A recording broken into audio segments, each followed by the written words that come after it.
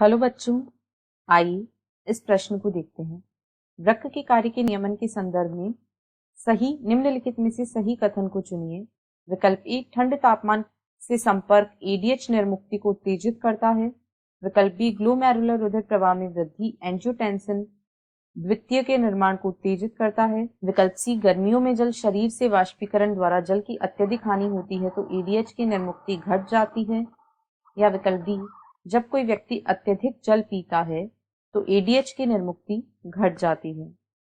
इस प्रश्न की जो मुख्य अवधारणा है वह है एडीएच, जिसे वैसोप्रेसिन भी कहा जाता है।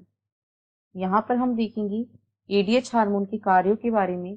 तो यह पश्चपीयूष द्वारा स्रावित होने वाला हार्मोन है और यह वृक्क की दूरस्थ संवलित नलिका, यह वृक्क की दूरस्थ संवलित नलिका व संग्रह नलिका से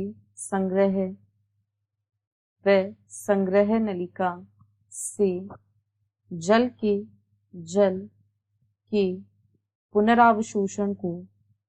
के पुनरावशोषण को बढ़ाने वाला हार्मोन है। एडीएच अथवा वैसोप्रेसिन जिस हार्मोन को कहा जाता है, यह हार्मोन वृक्क की दूरस्थ संवलित नलिका तथा संग्रह नलिका से जल के पुनरावशोषण को बढ़ाने के लिए उत्तरदायी होता है। अतः यह मूत्र से जल की हानि को कम करता है। यह मूत्र से जल की हानि को कम करता है, यानी यह जल का संरक्षण करने वाला हार्मोन है। इसे मूत्रता विरोधी हार्मोन भी कहा जाता है। यदि गर्मी के दिनों की बात करें तो गर्मी के दिनों में पसीना आता है। पसीने के कारण शरीर से जल वाष्पीकरण द्वारा इसकी हानि हो जाती है। इसके कारण शरीर में जल की कमी हो जाती है। शरीर में जल की कमी हो जाती है। इसके कारण एडीएच का स्रावण अधिक होता है।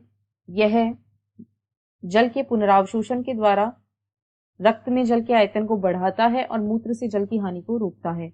वहीं यदि एक ठंडे दिन की बात करें तो ठंड के दिनों में जो पसीने का स्रावण होता है वह कम होता है, यानी पसीने के रूप में जल की हानि कम होती है, तो शरीर में जल जो है वह ज्यादा होता है।